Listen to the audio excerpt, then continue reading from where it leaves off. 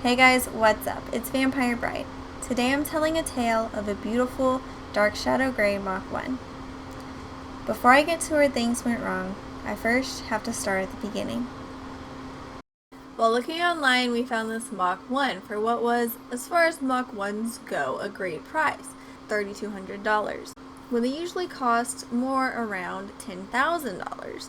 We went up and met the guy selling the car and examined it early the next morning. Upon initial examination, it looked pretty good. The car had 96,000 miles on it, so not too bad. We noticed a crack in the frame rails, so we could tell it had been in a wreck, and it would need to be repaired. But we didn't know just how bad the damage was. There was a crack in the front bumper that someone had tried to hold together, leaving an orange mess.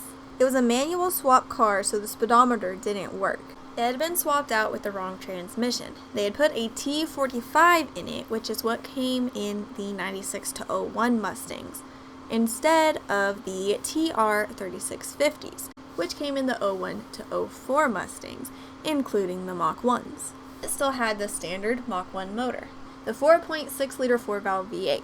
So nothing too bad that couldn't be fixed fairly easily, and just the motor alone would have been worth more than $3,200. So, we bought her and took her home. We named her Sonic Shadow because Mach is used to describe supersonic speeds, and of course because of the dark shadow gray paint. But we started finding more and more problems as we went on. One thing we noticed is that the harness would need to be rerouted, but when removing the fender, we found out just how bad it was. The harness was being chewed up because it was not clipped in where it was supposed to be behind the wheel well. I didn't have the Christmas tree clips that it needed, so I zip tied them in place to prevent them from getting further chewed up. It's a temporary fix, but it worked for the time being. Firehawk Formula had changed out the fog lights and then went for a drive at night to test them. He was going about 60, which was around the speed limit where he was at, when he saw 3 deer in the road. He was able to slow down to about 30, but the deer started to run off when they saw him and ended up spreading across the whole 2-lane road. There was no way to completely avoid all 3. So he turned to where one of the deer would hit the passenger side of the car, not straight where he was sitting, or to where it would bounce up and hit the windshield.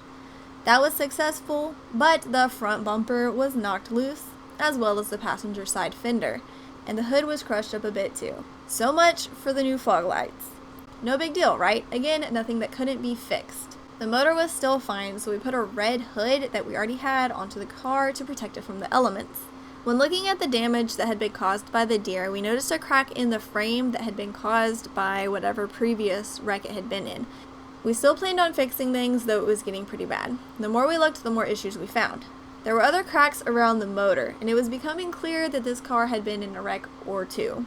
There was also a spot on the rear bumper that was absolutely caked up with Bondo, chipping and peeling the paint. So at this point, we need some welding work done on the frame around the motor.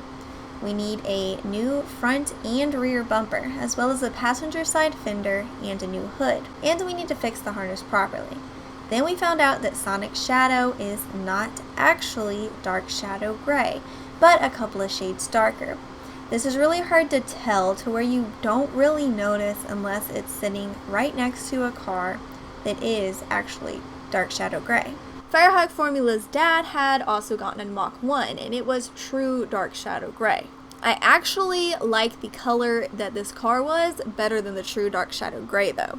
So the bumpers and fender would have also had to have been painted to match the darker gray tone, which wasn't a big issue. We just would have needed to bring in a paint chip up to the shop where we were having it painted to where they could color match it and paint it the appropriate color.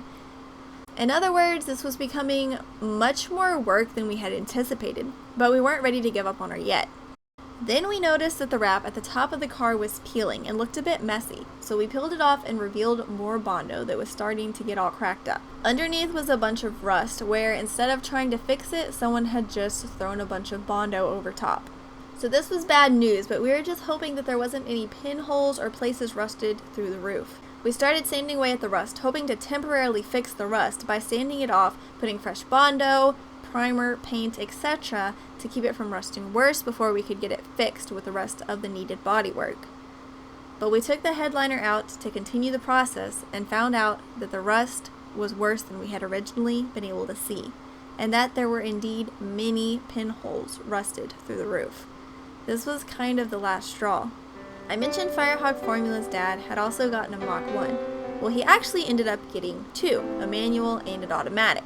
And at this point, Sonic Shadow was just beyond being saved.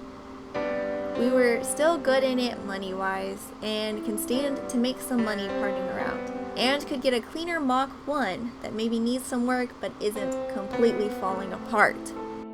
So regrettably, I have to say, rest in peace to Sonic Shadow. We had a short but good run.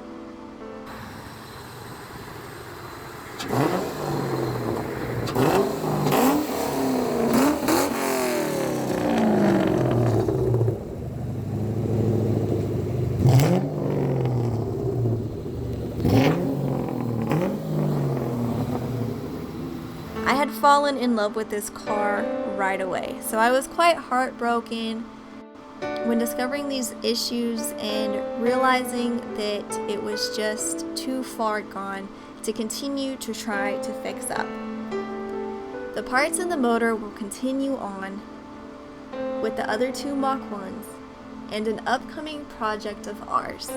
This will not be the end of Mach 1s for me or on this channel.